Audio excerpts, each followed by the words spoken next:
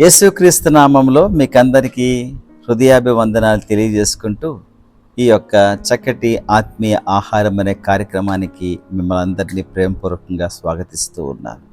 చక్కటిగా మీరు నిద్రపోయి ఉన్నారా? రాత్రి వేళ ఉదయాన్నే లేచి ప్రభుని స్తుతించారా? ఇవన్నీ చేస్తున్నారని నాకు అర్థమవుతున్నది. చాలాసార్లు మన యొక్క జీవితాల్లో నాకు ఇలాగ అనిపిస్తుంది, నా మట్టుకు నాకైతే అసలు దేవుడు నన్ను ఎందుకు చూస్ చేసుకున్నాడబ్బా?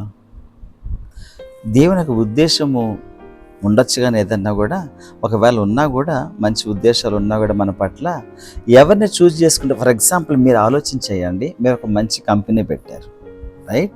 కంపెనీ పెట్టినప్పుడు ఆ కంపెనీలో ఉద్యోగం చేయడానికి మరి మీరు ఎవరిని ఎన్నుకుంటారు చెప్పండి? ద బెస్ట్ పీపుల్ ఎన్నుకుంటారు కదా.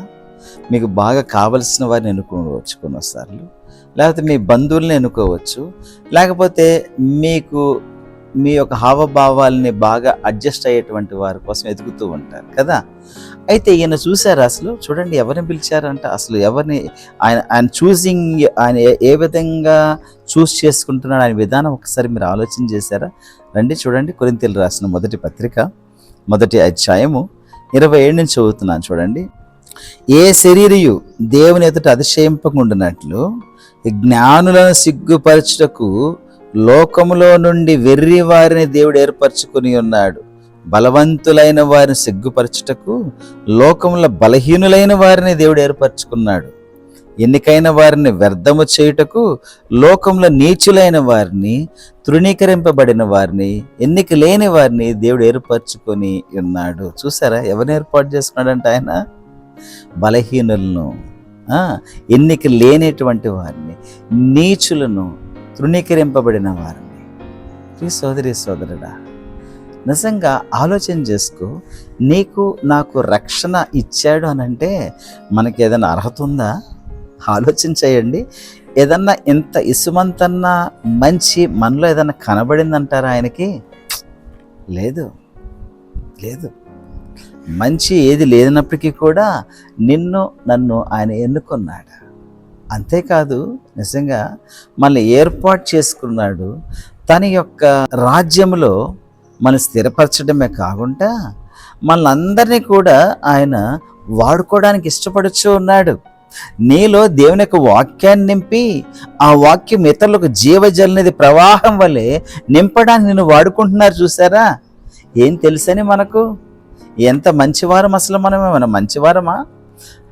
ఎంత చెడ్డవారమో వేరే వాళ్ళకన్నా మనకే తెలిసిపోద్ది మనం ఎంత చెడ్డవారం అనేది. నిజంగా ఆలోచన చేయండి.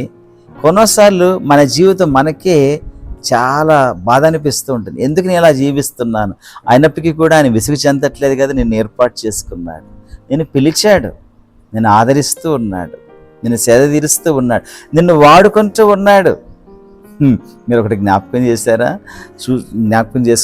చూడండి, యోన దేవుని యొక్క చిత్తానికి వ్యతిరేకంగా వెళ్ళిపోయినప్పటికీ కూడా అలాంటి వారిని వెతుక్కుంటూ వెళ్ళి మరలా నిలబెట్టి వాడుకున్నాడు. చూసారా? హ్యాట్స్ ఆఫ్ అండి ఆయనకి. మన జీవితంలో కూడా ఆయన ఈ రీతిగా చేస్తూ ఉన్నాడు కదూ. ఆలోచన చేయండి, మనం ఏమైనా మంచివారమా? ఎన్నిసార్లు ఆయనకు మాటకి అవిధేయత చూపించేటువంటి వారం మనం? చాలా దినాలు వాక్యం చదవకుండా మన జీవితం వెళ్ళిపోలేదా? చాలాసార్లు ప్రార్థన చేసుకోకుండా ఆయాసపడి ప్రార్థన మానేయలేదా? అయినా విడిచిపెట్టాడు ఆయన మనల్ని? లేదు కదా. ముందుగానే మనం ఇలా చేస్తామని ఆయన అన్ని తెలిసినప్పటికీ కూడా ఆయన ఏర్పాటు చూసారా? ఆయన ఎలా ఏర్పరచుకుండా మనల్ని, నీచులైన వారిని, తృణీకరింపబడిన వారిని, బలహీనులను. ఎందుకో తెలుసా? బలహీనులైన వారిలో బలం ఇవ్వడానికి, ఘనహీనుల వారికి ఘనము తీసుకొచ్చడానికి, అంతేకాదు నీచులైన వారిని ఎన్నికలాగా చేసేటువంటిగా దేవుడు చేయడానికి నన్ను పిలిచాడు. ఎంత ఆనందించాలి మనం, ఎంత సంతోషించాలి. నా మట్టుగా నాకైతే పెంట కుప్ప నుండి నన్ను దేవుడు లేవనెత్తాడు. నా జీవితము నిజంగా చాలా దుర్భరంగా ఉండేది. ఎంతో హీన దిశలో నేను ఉండాల్సిన వ్యక్తిని, కానీ దేవుడు నన్ను పిలుచుకున్నాడు, ఏర్పాటు చేసుకున్నాడు. నా జీవితాన్ని మలిచాడు, నా జీవితాన్ని ఒక రేంజ్కి తీసుకుని వెళ్ళాడు దేవుడు. సోదరి సోదరుడా, ఒక్కసారి ఆలోచించే. నీకు రక్షణ ఇవ్వడంలో నువ్వేమన్నా మంచివాడివా?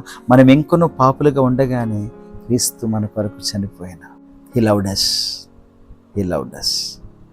కాబట్టి let us work for him my dear friends. ఆయన కోసం జీవిద్దాం, ఆయన విడిచిపెట్టకుండా నిజంగా ఆయన కోసము మరణమైనా సరే ముందుకు సాగిపోదామా? అటువంటి నిర్ణయము ఈరోజు నువ్వు తీసుకోవాలని ఆశపడచ్చు ఉన్నాను. How much he has loved you, though you are not at all fit to be loved by him, but he loved you because he is love. నేను ఎందుకు ప్రేమించాడు? ఆయన ప్రేమ ఉన్నాడు కాబట్టి. ప్రార్థన చేసుకుందాము. ప్రేమ నమ్మగల మా తండ్రి, అద్వితీయ సత్యదేవ, మరొకసారి నీకు హృదయపూర్వక వందనాలు, స్తోత్రాలు నాయన. నీచులైన వారిని, తృణీకరింపబడిన వారిని, బలహీనులను ప్రభువా, ఎన్నిక లేనటువంటి వారిని, అలాంటి వారిని ప్రభువా మీరు ఏర్పాటు చేసుకొని మీ రాజ్యంలో వారిని స్థిరపరిచి ప్రభువా మీరు వాడుకుంటున్నారు. చూసారా ఎంత గొప్ప దేవుడు, ఎంత ప్రేమగల దేవుడు నాయన. నీకు అన్నీ సాధ్యమే నాయన. నీచులైన వారిని గణపరిచేటువంటి దేవుడు, తృణీకరింపబడిన వారిని ఎన్నిక చేసేటువంటి దేవుడు అయ్యా. నీకు వందనాలు, స్తోత్రాలు ప్రభువా. ఆఫ్టర్ ఆల్ దావీదు గొర్రెల కాపరి నాయన తీసుకొచ్చి నీ సింహాసనం ఎక్కించా.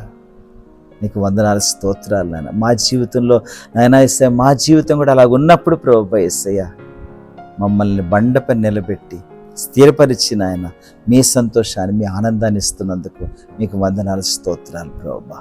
దీవించినందుకు మీకు వందనాలు ప్రభువా. ఇదే ఆశీర్వాదాలతో మా శ్రోతలందరినీ దీవించండి.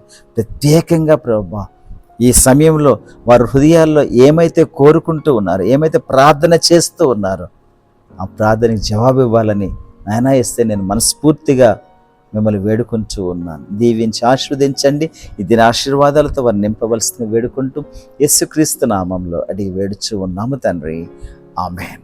ప్రియ సోదరి సోదరుడా, ఈ కార్యక్రమం వల్ల నీవు నిజంగా బలపరచబడినట్లయితే దయచేసి ఇతరులకు కూడా షేర్ చేసి వారిని కూడా సబ్స్క్రైబ్ చేసుకోమని చెబుతారా?